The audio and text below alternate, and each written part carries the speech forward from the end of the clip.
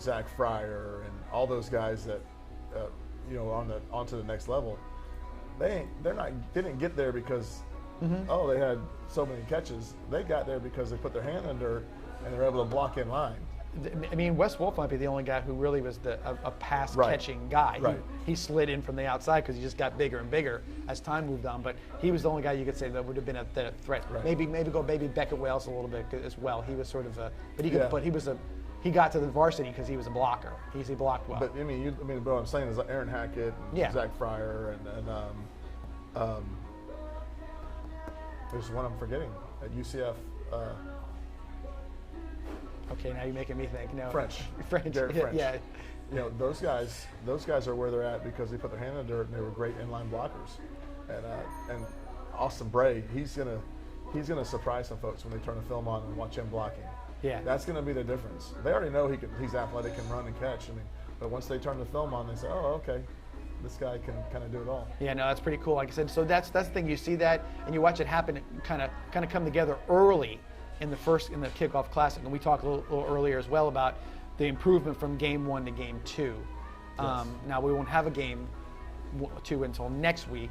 For those of you who don't know, we have a cancellation or a postponement of the Cardinal Gibbons game. We're moving they caught the Indian flu. Yeah, Saturday. I think Vero Beach caught that one year too, if I'm not mistaken. The bad case of the Indian flu. I think 15 kids got it, and they're not going to be able to come this week. Yeah, so we postponed them to October 23rd, a Saturday afternoon, or I guess early afternoon game, 12:30. Should be interesting. Should be good weather. Should be interesting to see a game on an afternoon at Venice High School. That would be that would be a first for me, I think. Yeah, I mean it's going to be. No, we played last year. Homestead, but it wasn't in Venice. It was a 2:30 game? 3 o'clock. 3 o'clock game. 3 o'clock game. So that was a little different. So we'll see how that works out on October 23rd. Look forward to seeing those guys. They'll be a little bit more primed and ready by then. We'll see if they are the number 7 or where they were. I think they were ranked a little bit ahead of us in They're Max number Preps. 25 team in the country. Okay, so that's another big test when that rolls down the road here. Can you catch the Indian flu twice? I think so. Oh. I think you can. So I think it's more than possible to do that. Yeah. Yeah, no doubt. With that, we'll take a quick commercial break if that's okay with you, Josh. We do that right now. We'll take our commercial break. Come back here in a few minutes for part 2 of our podcast for tonight. See you back here shortly. It's Douglas Jeep Chrysler Dodge Ram's anniversary, and it's time to make this the summer event. Right now, get anniversary savings on a new Jeep Grand Cherokee from only $239 per month. Or celebrate savings with a new Dodge Charger from only $349 per month. Or save big on a new Ram truck from only $279 per month. Let's make this a summer event. It's going on now during our anniversary celebration at Douglas Jeep Chrysler Dodge Ram in Venice. Who has the area's best selection and savings? Douglas does. Absolute Aluminum is proud to introduce our new 7-inch seamless gutter system. Standard gutters are too narrow to handle heavy Florida rain. This overflow can cause streaks and stains on your gutter and home, plus wash out your landscaping. Our new wider 7-inch gutter system will keep everything looking clean and beautiful. And with our professional installation, your new gutters will go up fast and last. So call now to increase your home's curb appeal with our new 7-inch gutters from Absolute Aluminum. Joey D's for the second part of our podcast. And Coach, Joey D's again hosting us for the Coaches Show, our podcast, and also our pregame show on our live stream, which is going to be every game this year. We're live streaming every game. First broadcast was a success, and hopefully we'll keep on putting together a decent program. I know that it looks good. We had it's a matter of what me and whoever partner I get to have to work with that week, how well we do on the other side of things. But it's fun to do, and I think a lot of folks who can't make it to the games, whatever it may be, the reason. We want you there, but if you can't make it, it gives you an opportunity to kind of see what's going on and keep up with Venice High School football. Yes. The broadcasts I've heard really good things about. I have not watched one yet, but I've heard some very good things about people that have watched the online game or whatever, the live stream of the game, and they said they've been very impressed. Well, a lot of it's to do with the graphics itself, because when you're doing the game, I don't have to keep on referencing the time. I can every once in a while, but it's all right there. The score's right there, everything. So you can watch, and I know I had five friends that were watching it that night, and they're like, yeah, I got to go get a drink, come back, and I'm like, I can see where everything was, and there was no loss of any of that stuff. There's And that's by commercial breaks. Vibrant Aspect. Vibrant does it Aspect all. Media. They do a great job. They also do a lot of stuff for homes. If you need once your home previewed, a little plug for them. They do pictures and videos if anyone's selling a home. Yeah, so go to And they usually get you about, what did you say, guys? About $50,000 more usually for their home. So in this market, he said, yeah, that's. They'll for get sure. you whatever you want. They say whatever you want. Blows it up. With that, talking about Joey D's. Next week, I'm going for it. Next week when I'm here, I'm going deep dish. Deep dish. Going deep dish. So if I'm doing the podcast, I look a little fuller than normal because that's probably why I ate the whole thing. I can't do deep dish because I don't do the pizza sauce. Right, it gives me heartburn. You're a plain unless I guy. can get deep dish without sauce. Just a cheese pie. Yeah. Deep dish. I mean, that's how I do my We pizza. may have to call that in early. I do my pizza without sauce. I don't know if they can do deep dish without sauce. I'm sure they could. I'm sure they can wrangle something up for you. So if we went to break, we're talking about team unity. We're talking about unselfishness. We're talking about all the good things you want to hear about a football team. Which is that's great. You want to hear those things. Isn't that one of the things that we want to teach our kids? Absolutely. Like, hey, this is teamwork. Hey, we're not here for ourselves. We're here for the team. I mean, right? Right. And that's one of the things football teaches you. The dotted line for everybody, first string, second string, offensive line, whatever it may be. The only promise you can get out of a football career, high school, is you're going to learn how to work with a team. And that's life. And it always, I mean, that's like the biggest thing I hear. Like, okay, what are some things that football teaches you? Well, it teaches you about teamwork. And then what everyone says, I mean, if you ask anyone on the street, like, hey, what does football teach you? They're going to say teamwork. Right. No one says, well, taught me, I got all these stats and I can tweet better. Yeah. Or whatever it may be. Yeah, No, I got this. It's never I got. It's always teamwork. Right. And that's the thing. It's most team sports there should be some level of teamwork, but with football, it's actually the most important part of it. It is. I mean, you can't. There's nobody on the team that can be successful if it's not team.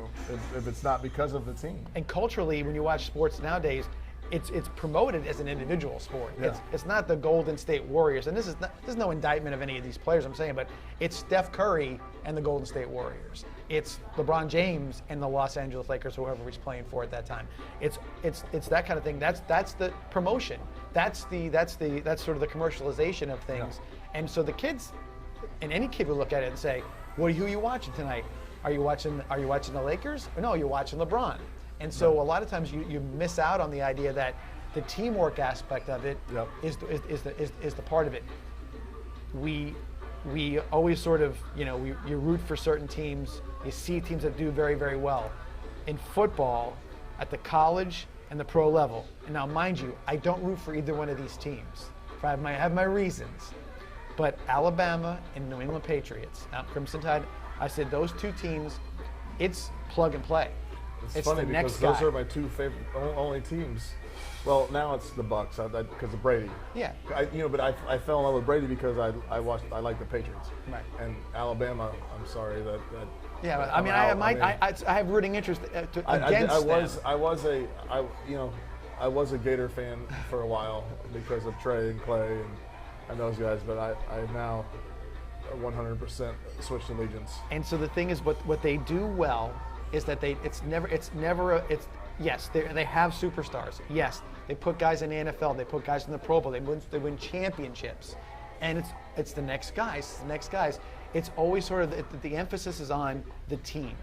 Right, and that's what I'm trying to relay to these kids is if they understand and they genuinely buy in to I am playing for something bigger than me, and I am going to truly, not just say it, I am going to truly be selfless, meaning if I'm a running back, I'm all right if I don't even get to carry the ball tonight. I'm all right if Coach Peacock calls all quarterback run plays, and I'm a lead blocker, and our quarterback rushes for 400 yards, and we win the game. I'm all right with that.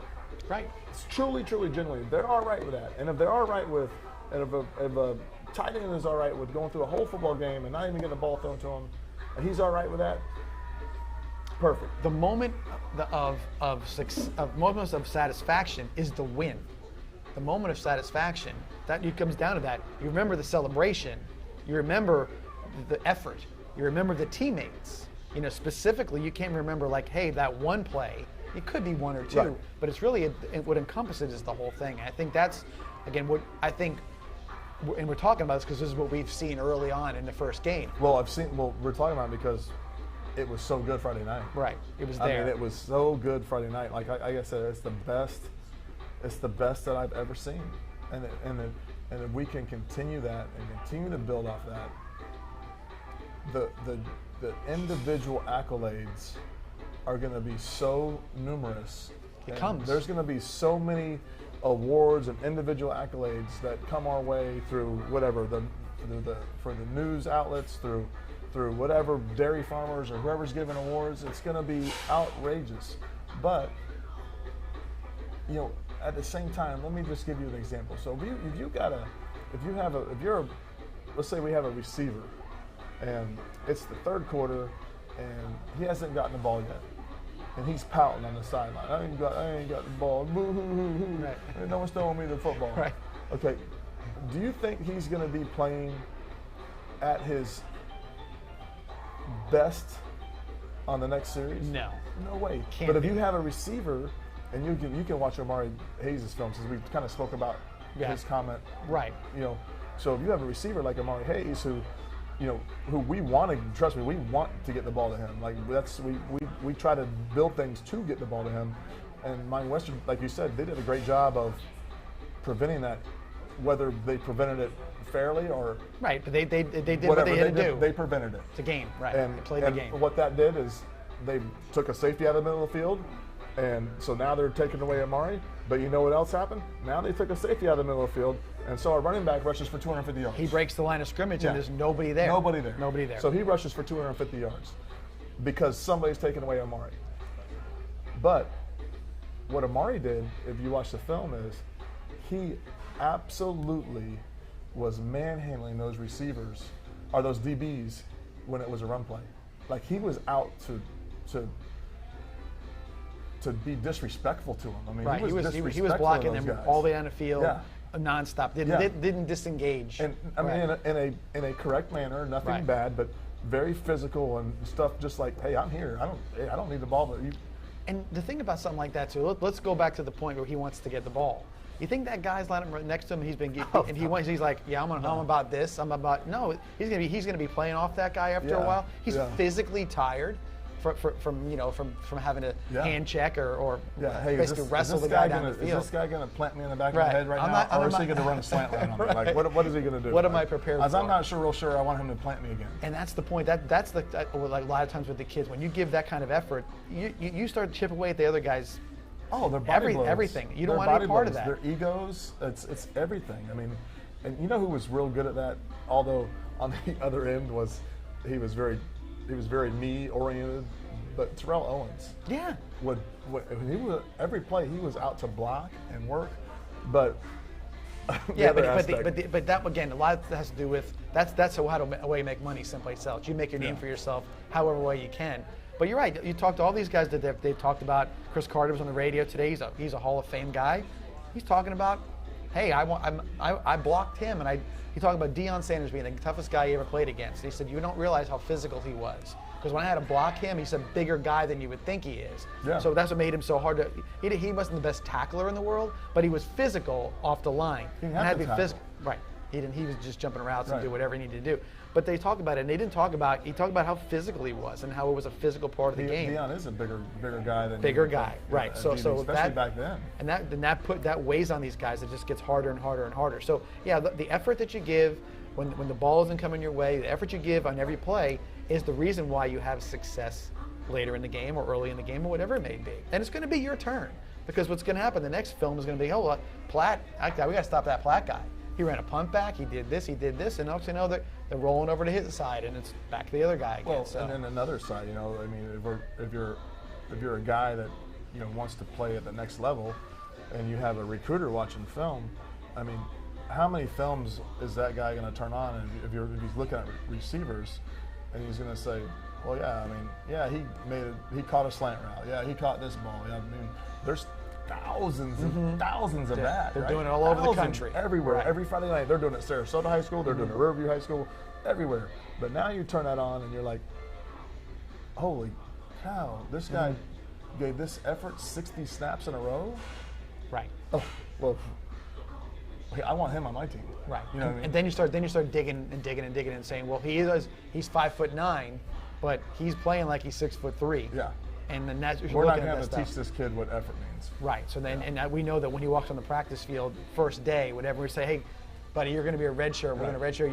He's like, okay, what do you want me to do? I'm going to hit this guy. I'll practice this guy. I'm going to be, and that's what you need. And I think that's every step. And when you talk to the guys that from Venice High School that are in the pros, that's what they're talking about. Yeah. Hey, I volunteered to do whatever I needed to do. Trey Burton played special teams. Forrest Lampers went to Buffalo, and he's going to do what he's trying to break the line, get the starting lineup.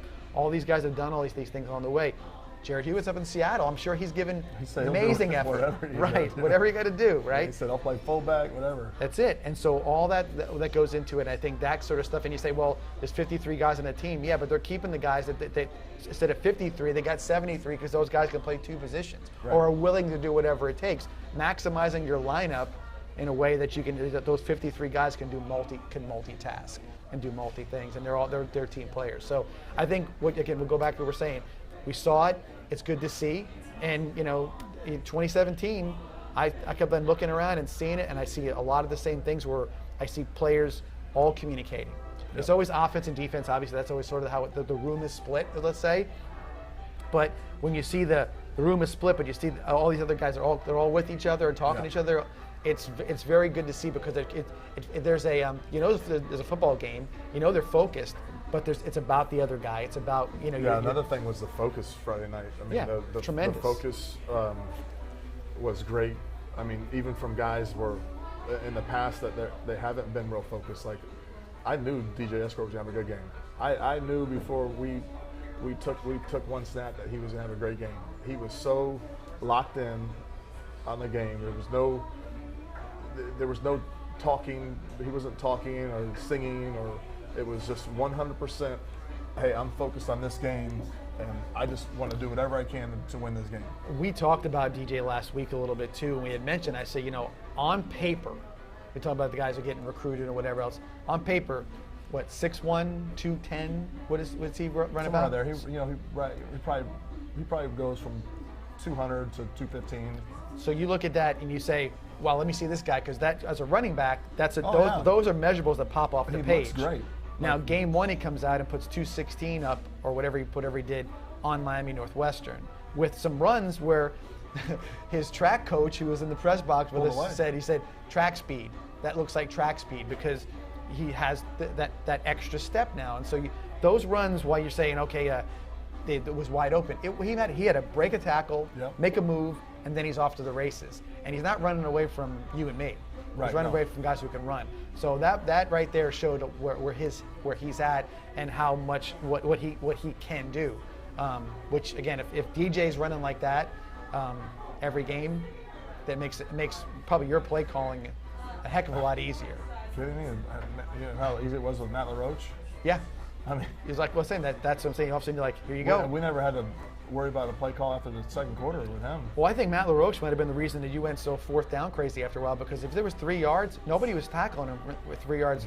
He was getting the first down. We went fourth and 13 at Palmetto once. And just ran it. and he ran like 4 guys over. Yeah. He was only averaging 13 yards a carry in the year. So it was one of those things that you look at and you see that kind of thing. So I think he really had one of those, a game that he can hang his hat on and say, this is what I'm capable of, and this is where I'm headed. Right. Because again, that was a good defense. That was a very good defense. Well, Coach, again, disappointing to not have a game this week because the momentum of everything, and everybody's looking forward to that first home game. But again, we talked a little bit about this might be an opportunity to kind of like reassess, regroup. You can take advantage of that a little bit. Prepare for Edgewater. It's going by pretty quick. The next thing you know, it's going to be Monday, and we're going to be totally focused on, hey, we're playing Edgewater, who's, I don't know if I mentioned on here, but watching their film, Edgewater's a lot better football team than I thought they were. They're very physical. They're tough and mean kids. Yeah, They're just, I've heard because people I know in Orlando, and Edgewater was a good school for years. They always had sort of a mystique about them. Edgewater, Apopka were kind of rivalry up there for when I was in school way back in the day.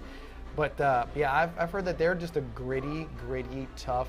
You're gonna know you played a football game when you play Edgewater. I guess the best way I can describe it is they're violent. They're violent. Their defense is violent. Like when you go to block their safety or you see receivers going out to block their overhang guys. Like they're violently trying to get off those blocks. Right. So and that's a lot of coaching too. I mean, they're getting those kids to be prepared and psyched up. So that would be the next game, obviously at Powell Davis Stadium. 7:30 start, I believe, on that one as well. Yeah, 7:30. Everything will be 7:30 from here on out, except the 23rd will be 12:30. Right. So that'll be the next game coming up, and we'll put our feet up on Friday night and relax a little bit, and hopefully we get to play as many games straight ahead after that as the season will allow us. Yeah. So hopefully we're getting over this. Hopefully it's 15 straight from here. I hope so as well. So with that, we'll take a thank you for everybody. We're done for tonight. I'll take a nap. Yeah, I'm getting a little tired from my beef sandwich from before. But anyway, thank you to Joey Dees. Thank you to Coach Peacock, and we'll see you here next week on our podcast. Have a good evening.